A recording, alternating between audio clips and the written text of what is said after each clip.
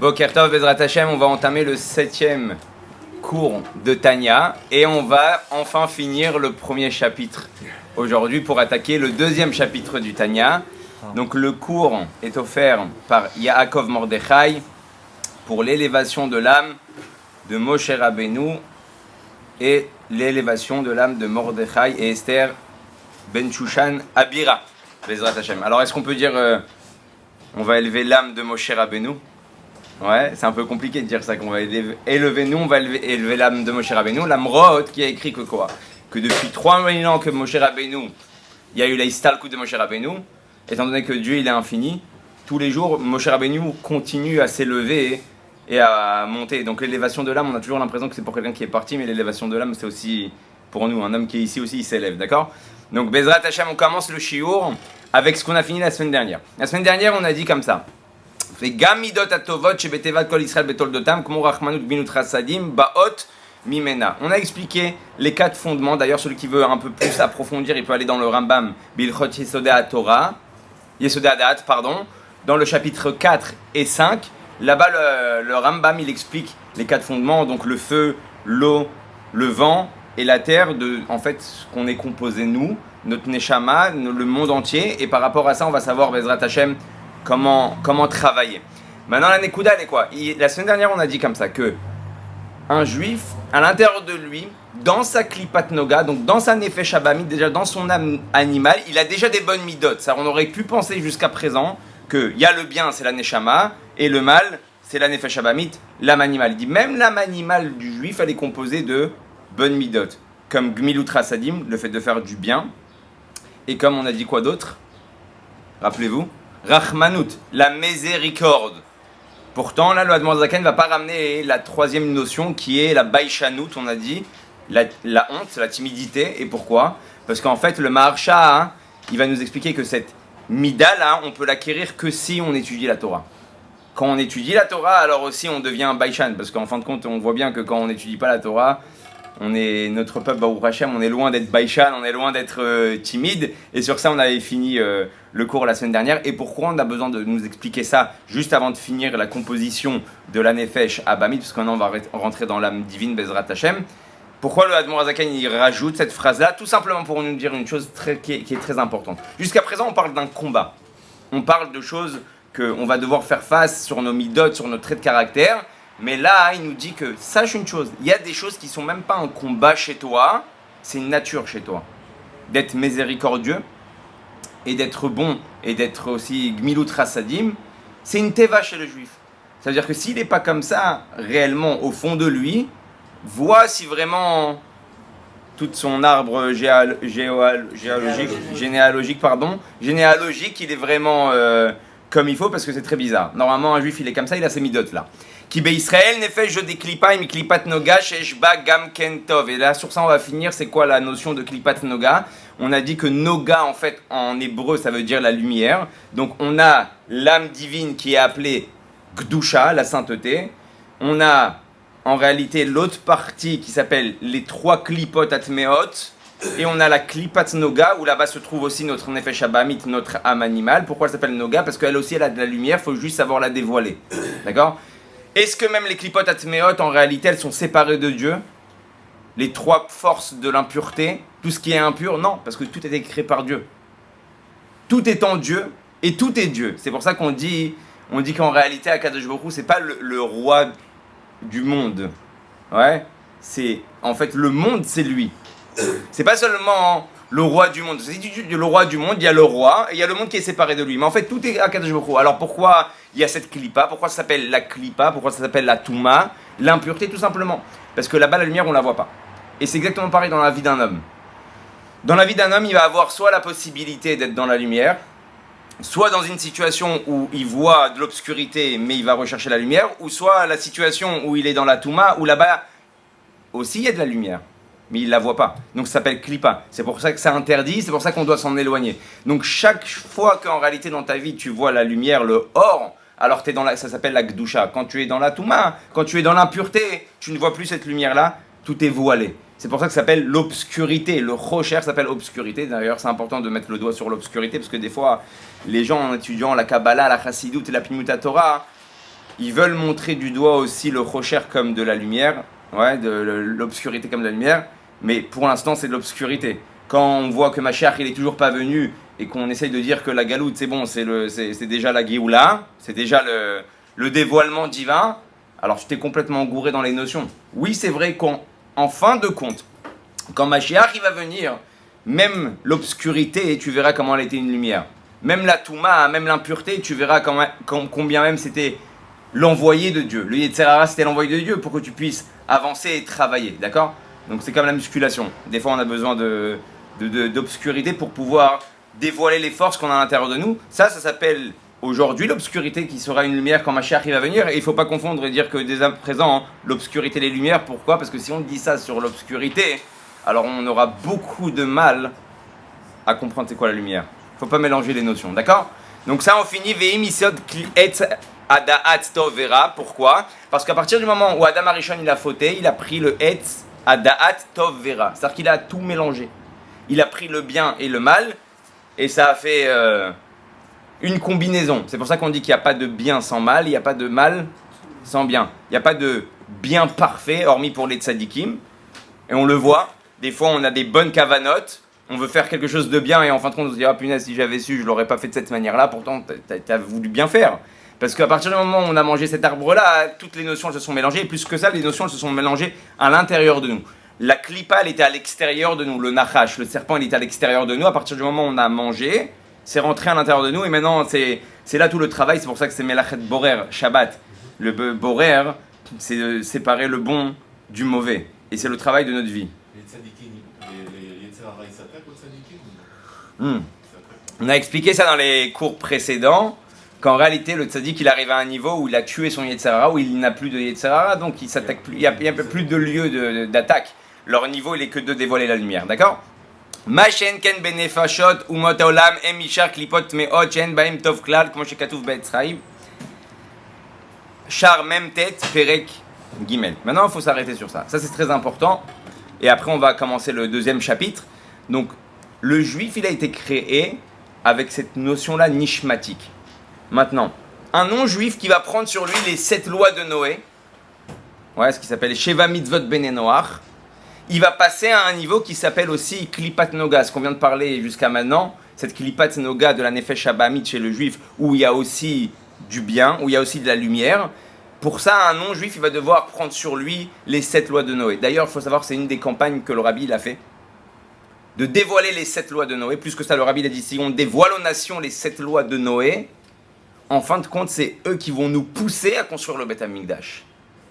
Ça veut dire qu'en les aidant, en les éclairant, en leur montrant le chemin de pourquoi eux, qu'est-ce que Hachem il attend d'eux. Parce que Dieu il a créé le monde entier avec sa volonté. Donc en réalité, eux aussi ils ont une mission. S'ils font leur mission, ils passent dans le niveau de Klipat Noga, et après c'est eux qui vont pousser le Ham Israël à Bezrat Hachem construire notre Beth Amikdash. Il faut savoir, il y a une très très belle histoire. Une fois il y avait un diplomate américain qui est venu voir le Rabbi. Et il rentre là-bas à 2h du matin. Le Rabbi lui accorde presque de 3 heures de Yechidout, d'entretien privé. Et au moment de sortir, le Rabbi lui dit Bien, je crois que je voulais même raconter cette histoire, mais ça mêle vraiment la Nekuda d'aujourd'hui. Ah, l'Américain, il sort le chéquier, il dit Ok, j'ai oublié, ouais, j'ai fait un entretien, tout coûte de l'argent aux États-Unis. Je vais vous donner, il n'y a pas le lishma, ils n'ont pas la notion de c'est quoi lishma, on fait les choses nettement pour les autres. Et il commence à noter un chèque. Le Rabbi fait un grand sourire, il dit non, c'est pas pour le chèque que je t'ai rappelé, je veux juste que tu t'occupes. Il y a une population qui habite à Shanatan, des Chinois, qui sont venus, qui vivent sous le seuil de pauvreté, et ils ont plein de caisses de l'État qui sont prévues pour ces gens-là. Ils pourraient vachement mieux vivre, ils pourraient avoir une meilleure situation, mais comme ils ne connaissent pas les lois, ils viennent même pas demander, un peu comme le Bitoach Leumi en Israël. Il y a plein de lois, il y a plein d'aides pour les gens. Bon. Il y a plein d'aides pour les gens, mais les gens ils ne savent pas, personne ne leur annonce. Donc c'est pour ça que les caisses de l'État elles restent tout le temps pleines, parce que personne ne vient chercher en réalité ce qui leur revient. Et le Rabbi lui dit j'aimerais que tu t'occupes, à partir de maintenant tu sors de ce bureau-là, tu t'occupes de faire des annonces, des pubs là-bas dans le quartier, pour expliquer aux gens qu'ils ont des droits et qu'ils viennent les prendre. Cet Américain-là, il témoigne dans une vidéo. Il dit j'ai été stupéfait. C'est la première fois de ma vie que je rencontre un manig, un dirigeant, qui ne pense pas seulement à sa synagogue, qu'est-ce qu'il va obtenir pour agrandir la synagogue, pour avoir des fonds pour la synagogue, pour agrandir ses chassidim. Il ne pense pas seulement aux juifs, il ne m'a pas demandé de choses pour aider les juifs forcément aux États-Unis. Il me parle d'une population, même pas une population réellement américaine. À la limite, tu dis, bon, allez, il va penser aux Américains parce qu'il est en Amérique. Il pense à des Chinois qui sont dans un quartier, qui vivent sous le seuil de pauvreté. Il dit, j'ai compris à partir de ce moment-là que dans la vie d'un homme, si Hachem il l'a mis dans ce monde-là, c'est pour s'occuper de tout le monde. C'est pour aider tout le monde. Et c'est pour ça que le rabbi va sortir avec une campagne de 7 lois de Noé, d'annoncer au monde Akadosh Baruch Hu, Dieu. D'accord? Donc ça, c'est le travail qu'on a à faire. Et donc si on ramène les nations du monde aux 7 lois de Noé, alors même eux, ils passent à Nefesh, de ce qui s'appelle la Nefesh Klipat Noga. Okay? Où là-bas aussi, il y a du Tov, et là-bas aussi, ils vont dévoiler du Tov. Et là, la différence, elle est quoi? Il faut savoir une chose. C'est que tout le travail, il est combien à l'intérieur on cherche le Hémet. Parce que des fois, la dernière fois, on avait parlé de ça à la fin du Shiur. Des fois, on cherche en réalité notre caractère. On cherche tout le temps nos choses qui nous remplissent un petit peu la vie. Quelqu'un qui naît avec beaucoup de chesed, avec beaucoup de bonté. Alors, est-ce qu'il le fait réellement pour Dieu ou il le fait pour lui? Il ne sait pas s'il le fait pour Dieu ou il le fait pour lui. Tout simplement, il a un dachaf, ça s'appelle. Il a à l'intérieur une envie, une poussée de volonté de faire certaines choses. Mais en réalité, pourquoi? Parce qu'il remplit le manque qu'il y a chez lui. Il est né avec chesed, il est né avec bonté, donc il veut faire du bien. Il fait plein de bien, il fait du bien, du bien, du bien, du bien, du bien. Comment il va savoir si c'est vrai? Il ouvre un resto du cœur. Et il donne, et il donne, et il donne, et il donne, et il donne, et il donne. On dit, waouh, ça c'est un homme de chesed. Waouh, t'as vu tout ce qu'il fait pour Dieu? Qui nous dit que c'est fait pour Dieu réellement? C'est inné. C'est inné. Donc c'est pas forcément pour Dieu. C'est pour lui. Il se sent bien quand il fait ça. En fin de compte, il a ce qui s'appelle un sipouk, une satisfaction personnelle. Et là, on avait parlé de ça. Que le rabbi a une sikha sur Avraham Avinu, où il y a écrit Atayadati ki ire Lokimata. Maintenant, je sais, à la dernière épreuve, la 10e épreuve, quand il va prendre son fils, il va devoir lui faire la shrita, il va devoir le tuer et exaucer ce que Hachem il demande de lui. Hachem, il lui dit Atayadati, maintenant je sais. Pourquoi? Les 10 épreuves auparavant, que tu lui demandes à 75 ans de partir de son pays, que tu lui demandes de tout quitter. Il n'y a pas pire que la galoute. Vous savez, quand un homme il est installé dans un endroit et que tout le monde le connaît, tout le monde le chérit, tout le monde l'embrasse, tout le monde lui dit que c'est un tzaddik, d'un coup il prend ses affaires, il va dans un nouvel endroit où personne ne le connaît, et il doit tout recommencer à zéro, c'est une épreuve.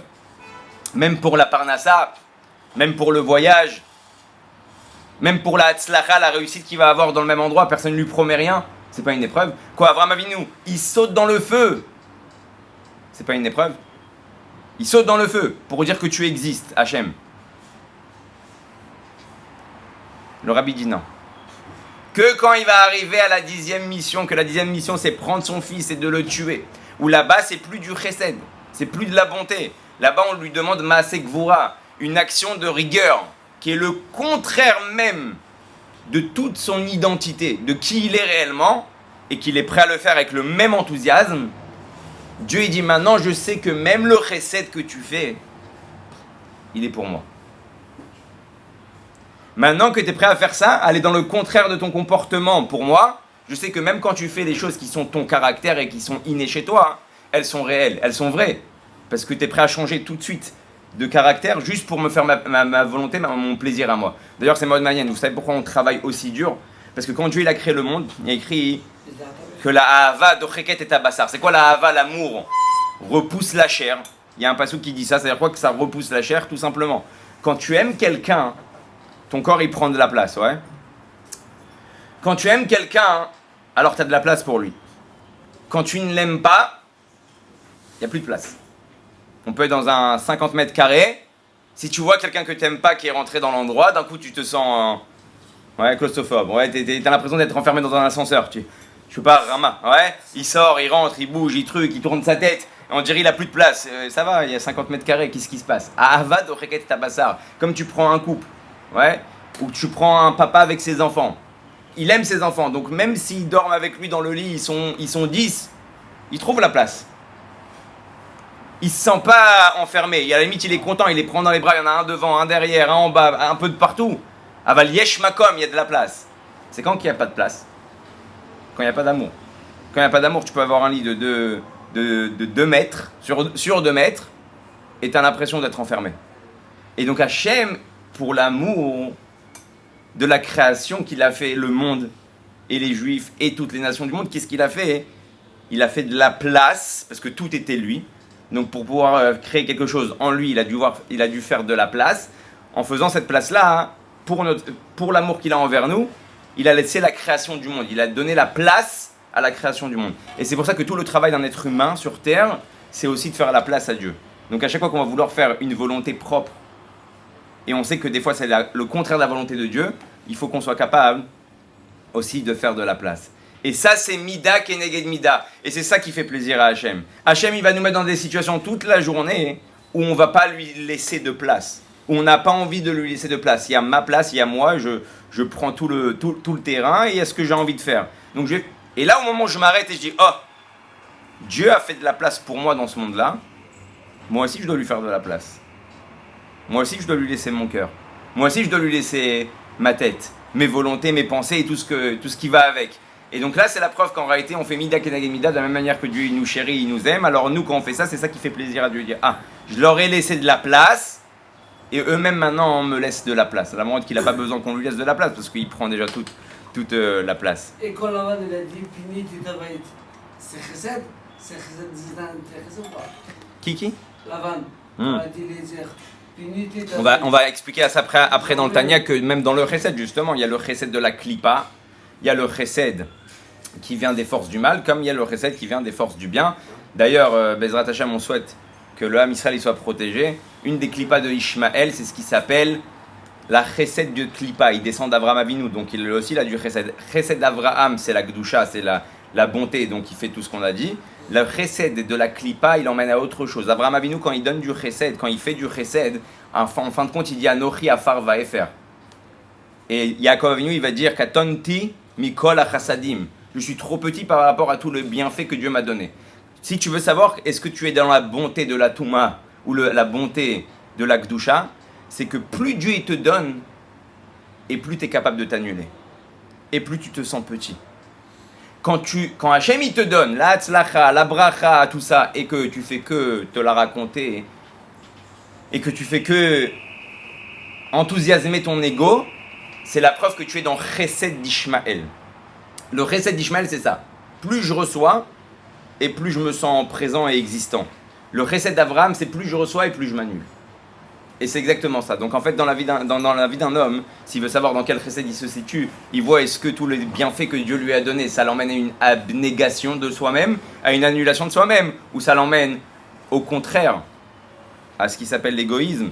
Et cet égoïsme-là, en fait, il vient du Chesed de Ishmaël. D'accord? Et on continue. Vechol tivud avdina umot legaramayu bishvil atzmam avdin kidita bagmara la pasuk vechesed mimchatat shekol tzedaka vechesed shumot haolam osim enam ela les Ityaer. Et donc ça c'est très important de comprendre. Maintenant on va finir le Perek Aleph et on va rentrer dans le Perek Bet. Jusqu'à présent on a parlé beaucoup de la Nefesh Abamit, de l'âme animale qui est composée dans le Ham Israël. Et donc on voit que même cette âme animale-là, elle a du bien et tout le rôle c'est de dévoiler le bien de cet animal-là. Donc maintenant on va essayer de comprendre pourquoi Dieu il nous a mis une Neshama à l'intérieur de nous. D'ailleurs, vous savez que le Admor Hazaken quand il a été mis en prison, il a été mis en prison 53 jours et le Tanya il est fait de 53 chapitres. D'accord ?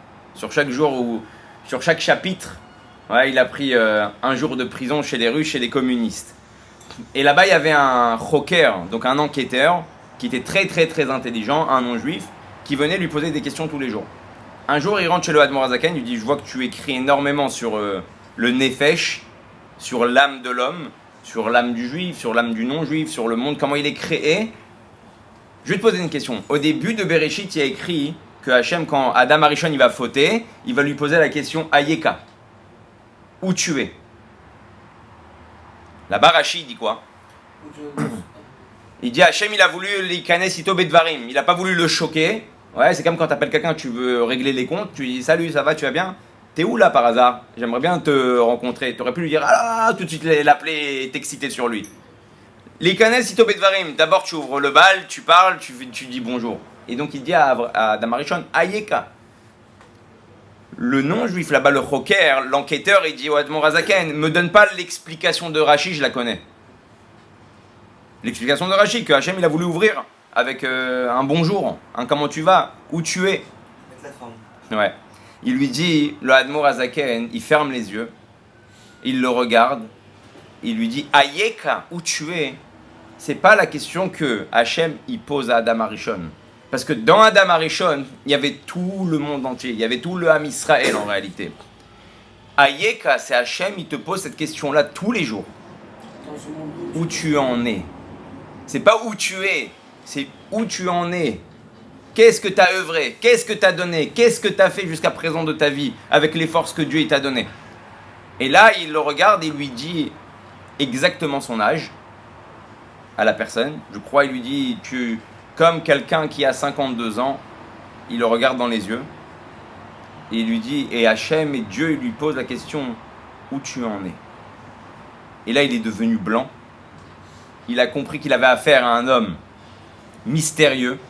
Comment il connaît son âge? D'où il le connaît? C'est quoi cette réponse fabuleuse? Il va sortir de la Hakira, il va dire au policier, laissez-le sortir, il est pas du commun. Ouais, laissez-le sortir, c'est pas un homme normal. Il a dit mon âge sans qu'il me connaisse, il a pas ma Teudat Zehut, il a pas mon nom, il connaît tout sur moi, il m'a tout décrit sur ma vie. Laissez-le partir. Et donc là maintenant on commence Bezrat Hashem le deuxième chapitre. Et donc maintenant on a commencé à dévoiler ce qui est à l'intérieur de nous, où c'était très important de parler justement de quoi on est composé au niveau Nefesh, au niveau âme, et au niveau, comme on a dit, les Yesodot, du feu, du vent, tout ça. Maintenant on va essayer de parler de la Nefesh à Elokit. Ve Nefesh Hashenit Be Israël. Et le Admor Hazaken, il commence comme ça le deuxième chapitre. Et la deuxième Neshama, et la deuxième âme qui compose le âme Israël, c'est ce qui s'appelle Yichelek Elokam Ima'al Mamash. C'est une partie intégrante de Dieu. Maintenant, le Admor Hazaken, il va écrire Mamash. Pourquoi Mamash? Parce que dans la Torah, des fois, il y a la Shon Guzma. C'est quoi la Shon Guzma? Des fois, il y a des exagérations. Tandis que quand il ramène le mot Mamash, il accentue le fait que oui, la Neshama qu'on a à l'intérieur de nous, c'est pas une exagération. Il y a vraiment Dieu à l'intérieur de nous. Vous savez, le Rav Chaim Shlomo Kesselman, c'était le Rosh Yeshiva de Kfar Chabad, il raconte sur un chassid que tous les soirs, quand il faisait Cheshbon Nefesh, il faisait le bilan de sa journée, il s'asseyait avec lui-même et il disait Va Nefesh Hashenit Be Israël Chelek Elokam Imal Mamash. Va Nefesh Hashenit Be Israël Chelek Elokam Imal Mamash. Et la deuxième Neshama qu'on a à l'intérieur de nous, la deuxième âme qu'on a à l'intérieur de nous, c'est une partie intégrante de Dieu. Et il pleurait. Et il recommençait. Et tout son Cheshbon Nefesh, tout son bilan, c'était que cette phrase. Rabbi Chaim Shlomo Kesselman, il dit, je comprends pas. Quand tu fais un bilan, tu dois aussi parler des mauvaises choses, de ce que tu as fait. Il dit non. Justement, pour t'éloigner des mauvaises choses, tu dois comprendre la partie intégrante que tu as à l'intérieur de toi.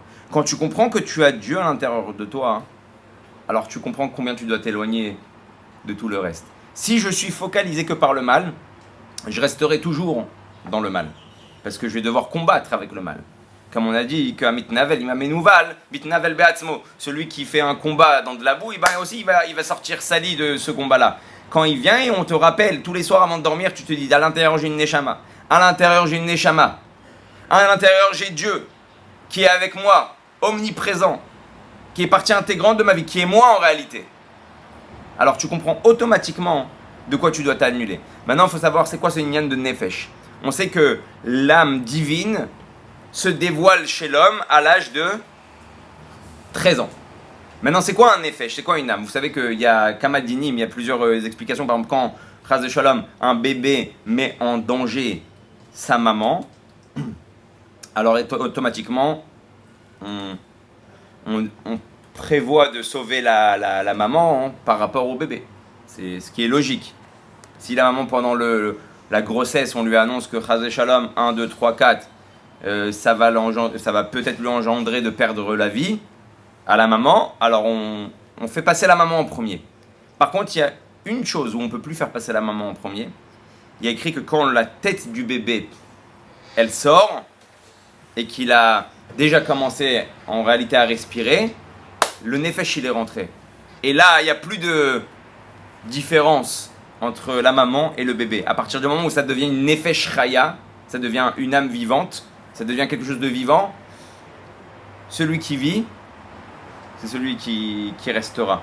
Et on ne peut plus maintenant dire, ah non, vas-y, tuez le bébé, chas shalom, et gardez la maman. C'est deux nefesh chaya. Donc il va nefesh hashenit be Israël. Maintenant, cette histoire de dire que la neshama, elle rentre à l'âge de 13 ans, ça veut dire quoi? Jusqu'à 13 ans, la personne, elle n'a pas de neshama? Si, le Admor Zaken dit, il a une neshama comme quelqu'un avant sa tfila. Il y a une neshama, mais elle est encore éteinte. Elle n'est pas allumée, elle est en stand-by. Et donc c'est exactement pareil pour tous les jours. Tous les jours, c'est une renaissance. Et tous les jours, avant que tu ailles à la tfila, hein, tu as la tête dans le coltar, tu n'es pas encore echad avec Hachem Mamash. C'est pour ça que la première phrase que tu dis, c'est Modani, pour te dire, oh, ça y est, tu t'es réveillé, Hachem. Hein? Ouais, Nachon. Et tout ce qu'on va dire en réalité, à partir du moment où tu vas faire ta prière, logiquement après ta amida, après un vrai investissement sur la tfila, ouais, sinon on va pas le ressentir. Quelqu'un qui s'investit vraiment dans sa prière, après sa prière, c'est comme la neshama qui rentre à l'âge de 13 ans. Ça y est, ça se réveille, on l'a mis en mode power, on l'a allumé, et ça y est, on peut commencer à travailler. Et donc maintenant, il faut savoir une chose. La neshama, pourquoi le Admor Zaken dit Anefesh Hashenit, la deuxième? Le plus important chez toi, c'est la neshama.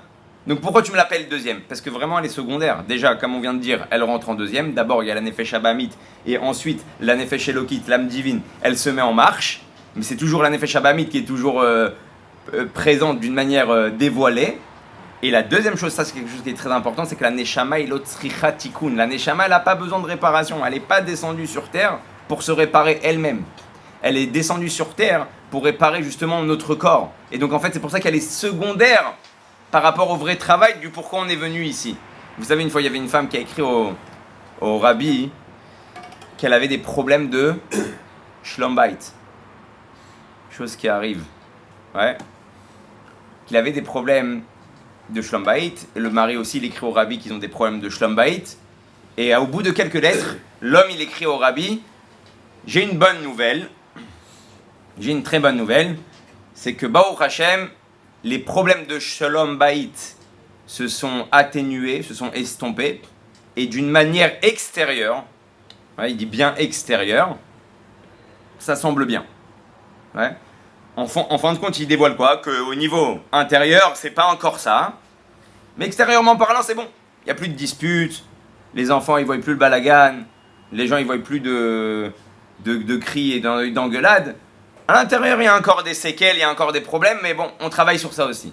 Le rabbi lui envoie une lettre, il dit « Je suis content d'avoir appris que vous avez arrangé votre situation de Shlom Bayit au niveau déjà extérieur. » Et là, le rabbi lui dit comme ça, sachez une chose, que la Neshama n'a pas besoin de réparation.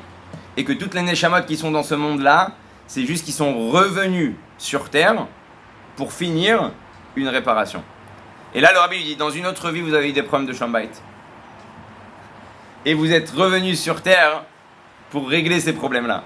C'est pas la Neshama qui a besoin de régler les problèmes, c'est le corps qui a besoin de régler les problèmes. Alors même si vous avez commencé en réalité à travailler d'un côté extérieur sur le Shalom Bayit, il faut savoir que si vous essayez de vous esquiver de votre mission, vous allez devoir revenir. Donc il n'y a pas où s'esquiver, parce que la Neshama n'a pas besoin de revenir. Si elle est revenue, c'est juste pour toi, c'est juste pour ton corps. Et donc si tu ne sais pas faire face à ça, bien sûr je ne rentre pas dans les halachot que des rabbanim des fois demandent d'arriver à cette situation-là, mais s'il n'y a pas lieu d'être, et que des fois il y a des rabbanim, ils s'entêtent à dire faites le Shalom Bayit, faites le Shalom Bayit, faites le Shalom Bayit. Et les gens ils ont l'impression que en réalité personne ne les comprend. Des fois non, c'est pas que personne ne te comprend, c'est que Dieu il veut que tu arranges les choses. Et que tu peux les arranger, parce que tu as une Neshama, et elle est venue pour ce travail-là. Donc si tu ouvres la porte à ta Neshama, elle va t'aider à dévoiler donc la lumière, ce qu'on appelle la Kedusha. Donc la lumière, ça va réjouir chez toi, dans toute ta maison, parce que ta lumière, elle a été allumée, et tu verras qu'en fait, ah ouais, je suis un fou. Pourquoi j'ai voulu faire ça? Et là, le Admor Azaken, il te dit, Chelek ilokam imal mamash, et quand il te dit Chelek, pourquoi il appelle ça un Chelek? Pourquoi il appelle ça juste une partie de Dieu? Parce qu'il y a un klal dans la Chassidut qui dit, Etzem shatatofes bemiktsatot tatofes bekulo. une essence que tu attrapes, même un petit peu, tu l'attrapes entièrement. Si tu prends une pomme, ouais, et dedans il y a des vitamines. Dans toute la pomme, il y a des vitamines. Mais si je prends qu'un morceau, dans même ce morceau-là, il y a déjà toute la pomme. Tous les composants qu'il y a dans la pomme, ils sont aussi dans ce morceau-là. Il dit c'est exactement pareil. Ta neshama aussi, c'est une partie de Dieu. Et donc si c'est une partie de Dieu, et que le etzem, l'essence de Dieu, bah, il est entier, bah toi aussi en fait, t'as entièrement Dieu à l'intérieur de toi. Bon après, encore une fois, ça va dépendre de combien tu vas dévoiler les inyanim. Et autre chose, pourquoi elle s'appelle Shénit? Parce qu'il y a écrit Igdim Ta'anato. C'est quoi Igdim Ta'anato? Comme quand il y a un Beit Din, vous savez, pas quand on va voir un rave, on parle de ces problèmes, mais quand on prend maintenant un Din Torah, les juges n'ont pas le droit de voir un des partis avant l'autre. Ce qui s'appelle Igdim Ta'anato. Parce que le premier qui va venir balancer et venir dire tout ce qu'il a sur le cœur, en général, l'homme, il est composé d'une manière que le premier qui doit parler, et c'est comme ça le premier où il va toujours essayer de protéger. Donc il est à ce moment-là corrompu. J'ai entendu une version, même si l'autre version elle est aussi bonne, étant donné que je l'ai entendu en premier, mon cœur il a été touché par le premier. C'est pour ça qu'un Dayan il est obligé d'avoir les deux parties devant lui. C'est pour ça qu'avant ça ils envoient les deux des lettres et ils expliquent un petit peu ce qui s'est passé et ils invitent les deux parties au même moment pour parler, pour qu'il n'y ait pas de Chaz Shalom 2. Et c'est exactement ce qui se passe avec la Neshama et la Nefesh Abahamit. Le problème de la Nefesh Abahamit c'est Igdim Ta'anata. Elle est venue avant dans le corps. Elle était d'une manière dévoilée en première dans le corps. C'est pour ça qu'elle pète un plomb quand la Neshama se réveille à l'intérieur de nous. Elle dit « moi j'étais en premier. J'ai déjà parlé moi au corps. Je lui ai déjà expliqué le style de vie que je recherche. Qu'est-ce que tu veux chez moi ?» Et c'est pour ça que le corps il va avoir tendance à aller toujours vers le premier qui lui a parlé, qui est la Nefesh Abahamit par rapport à la Nefesh Elokit. Et Bezrat Hashem, je vois que... Ouais, on peut continuer là ? C'est bon? Alors juste, Bezrat Hashem, je vais finir avec une écoudala parce que la semaine prochaine on va parler en réalité, Bémèche, une question qui est très importante. Comment ça se fait qu'on va d'après la mère par rapport à la Neshama? Dans toutes les nations du monde, c'est le père. Pourquoi chez nous, c'est la mère qui va décider est-ce que l'enfant, il a une Neshama ou pas? Pour comprendre ça, il faut aller... Avant Matan Torah aussi, c'était le père. Hein? Avant Matan Torah aussi, c'était le père. Ouais, mais on va voir quelque chose de plus profond au niveau chassidoute. Toi, tu parles au niveau du din, au niveau de la halakha. Ouais, mais il y a quelque chose qui va se passer avec Yosef et son père. Vous savez, quand Yaakov il va venir voir son fils, il va lui dire « Jure que tu vas m'enterrer en Israël. » La question que tous les Mefarshim y posent. Pourquoi tu as besoin de faire jurer Yosef, quoi, tu lui fais pas confiance?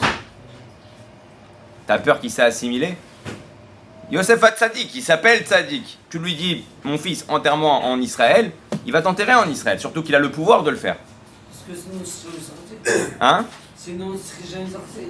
C'est ce qu'il dit. C'est ce qu'il dit. Ok, mais fais-lui confiance. Pourquoi tu as besoin de le faire jurer? Pourquoi tu lui fais une joie? Parce que Et là, Rashi nous dit quoi? Il y a plusieurs explications. En réalité, Yaakov, il sent au moment où il dit à Yosef, enterre-moi à Maharat Marpella, Sheyesh lecha balev ke'ev. Dans ton cœur, tu as une souffrance. C'est maintenant que la souffrance de Rachel, elle va ressortir chez Yosef. Parce que quand il va dire enterre-moi, moi, en Israël et à Maharat Marpella, qu'est-ce qui va se dire tout de suite Yosef dans sa tête? Et ma mère?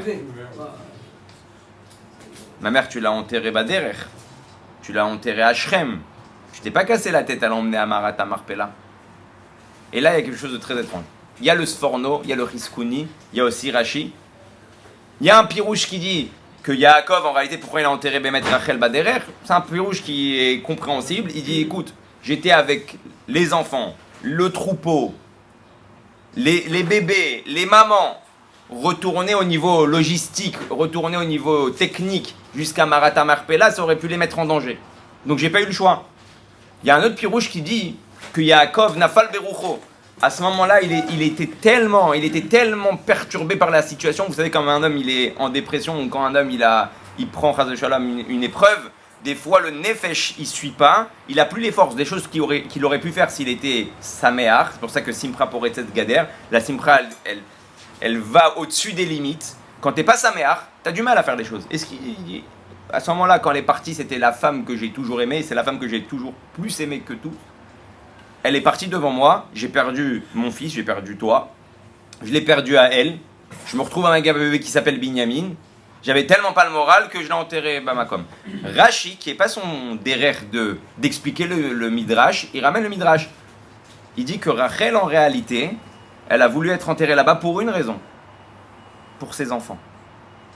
Quand ils vont partir en galoute, elle sera là, ils pourront prier, ils pourront demander la miséricorde. Et grâce à Rachel, le Ham Israël, il va revenir sur sa terre. Et le Rabbi donne une explication très profonde. Maintenant, on va comprendre pourquoi Behemet, la Neshama, elle vient de la maman et pas du papa. Le Rabbi il explique qu'en réalité, Yaakov, il va dire à Yosef, sache que la volonté de ta mère, c'était ça. C'est pas que je me suis esquivé. C'était sa volonté, c'est ce qu'elle veut. Je lui ai fait exactement sa dernière volonté. Le Rabbi dit tout simplement parce qu'une maman, c'est l'intérieur. Le papa, c'est l'extérieur. Tu prends un rave et tu prends une rabbinite, en général, le rave, il reçoit tout le kavod, il a la cravate, on le filme, on lui fait des shiurim, on lui fait des photos, on lui embrasse la main. Et la rabbinite, elle est où? Elle est à la maison en train de s'occuper des enfants. Il dit c'est exactement ça. C'est pour ça que la mère, c'est elle qui donne la neshama. Parce que la metsiout de la mère, la réalité de la mère, c'est la profondeur. Donc c'est elle qui donne la profondeur à un enfant. C'est elle qui donne la partie cachée à un enfant. C'est elle qui donne la neshama. Parce que le mari, il est toujours dans les honneurs à l'extérieur, et c'est ce qu'il recherche, il est toujours à l'extérieur. Et donc pour donner quelque chose de profond, il faut que la personne, elle soit profonde. Et qui c'est qui a ce rôle-là dans le Ham Israël? Les mamans.